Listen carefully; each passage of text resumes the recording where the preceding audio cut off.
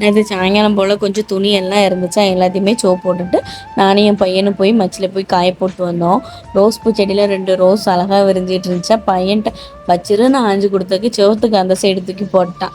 நானும் பார்த்தேன், எங்கிட்டு கிடக்குன்னு தெரியலை. அப்புறம் கொஞ்ச நேரம் நானும் பையனும் மச்சில் விளையாண்டுட்டு அதுக்கப்புறம் இந்த சாரீக்கு வந்து ஒரு மெமரி இருக்குது. என்னோடய 5 மந்த் ப்ரெக்னென்சியில் வந்து வளையல், அந்த கருப்பு வளையல் போடுவாங்கள்ல அந்த சாரீ.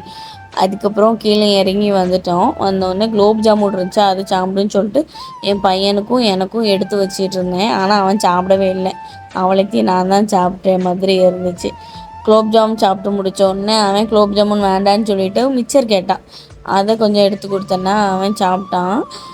வாயில் ஊட்டுற மாதிரி தான் இருக்கும், எல்லாத்தையுமே துப்பிட்டான். ரிட்டன் எல்லாத்தையும் கழுவி அவன் கையெல்லாம் கழுவி விட்டுட்டு மிச்சர் உட்காந்து சாப்பிட்டுட்டு இருந்தோம். என்றைக்கு தான் வெயிட்டு குறைக்கன்ட்டு தெரியலை. இப்படி நொறுக்கு தீவனமாக தான் இன்றைக்கி சாயங்காலம் ஃபுல்லாக போச்சு. அதுக்கப்புறம் ஹஸ்பண்ட் ஒரு 8 மணிக்கு வந்துட்டாங்களா. 8 மணிக்கு வந்தோடனே சாப்பாடு எல்லாமே நாங்கள் சாப்பிட்டுட்டு அதுக்கப்புறம் நான் ஆரியோருக்கு கொஞ்சம் நேரம் போட ஆரம்பிச்சிட்டேன். யாருக்குனே நான் போட்ட டிசைன் தான் இது.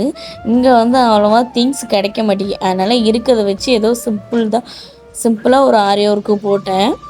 என் ஹஸ்பண்ட் என்ன ஒரே மாதிரி டிசைன் போடுதுன்னாங்க, இங்கே தான் திங்ஸ் கிடைக்க மாட்டேங்கல அப்படின்னு. சரி அப்படின்னு சொல்லிட்டு அதுக்கப்புறம் ஆரியோருக்கு கொஞ்சம் நேரம் போட்டுட்டு இருந்தேன். அந்த ஆரியோருக்கு போட காட்டிக்கு என் பையன் தான் ஊடையில் வந்து தொந்தரவுப்படுத்திகிட்டே இருந்தான்.